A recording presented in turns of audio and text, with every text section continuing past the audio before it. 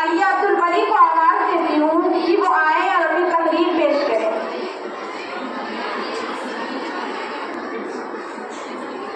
सामईन इकराम और यहाँ पर बैठे असातिज़े इकराम, अस्सलामु अलैकुम व रहमतुल्लाहि व बरकातुहू। मेरी तकरीर का उन्वान है जंग आज़ादी में मुसलमानों का किरदार। हामिदम मुसल्लियन अऊज़ु बिल्लाहि मिनश शैतानिर रजीम, बिस्मिल्लाहिर रहमानिर रहीम। वला तहिनू वला तहज़नू व अंतुमुल अअलौना इन कुंतुम मुमिनीन। वक़ाल नबी सल्लल्लाहु अलैहि वसल्लम, हुब्बुल वतन फिल ईमान, सदक़ल्लाहुल अज़ीम। जुदा बदन से हरगिज़ नए पैमान होंगे, वतन के होते हुए अब न हम बेवतन होंगे।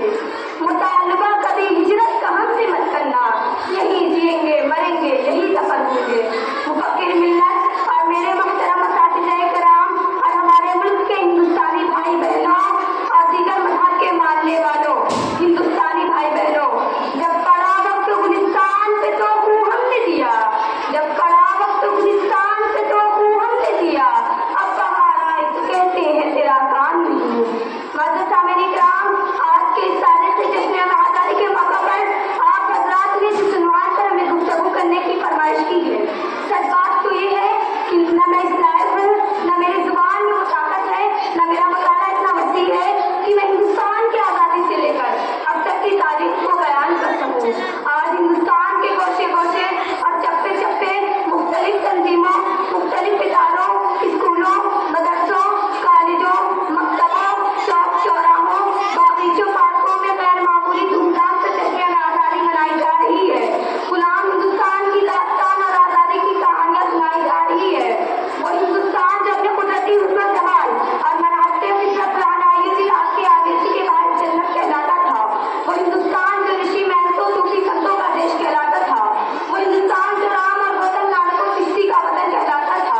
मौजूद सामईन इकराम, आज वही वतन जहाँ चिश्ती ने पैगाम हक सुनाया, जहाँ नानक ने वहदत का गीत गाया, जहाँ नानक ने वहदत का गीत गाया, आज वही वतन जहाँ प्यारों मोहब्बत के फूल खिलते हैं।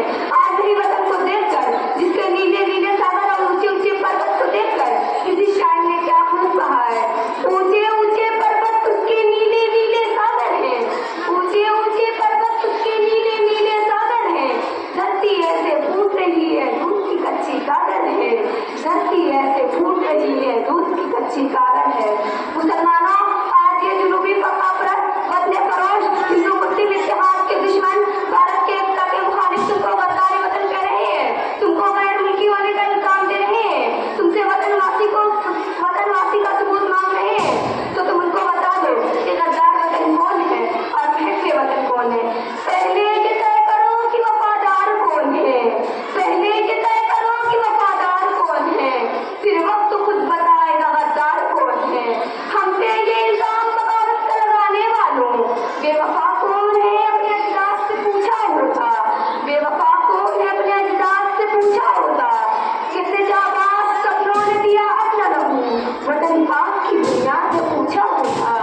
मौजूद सामईन इकराम, 1857 में शाह वलीउल्लाह शाह इसहाक मुहद्दिस देहलवी रहमतुल्लाह अलैह की शागिर्दों की मेहनत रंग लाए। 1857 में उलमाए इकराम की एक जमात तैयार हुई। उनमें शाह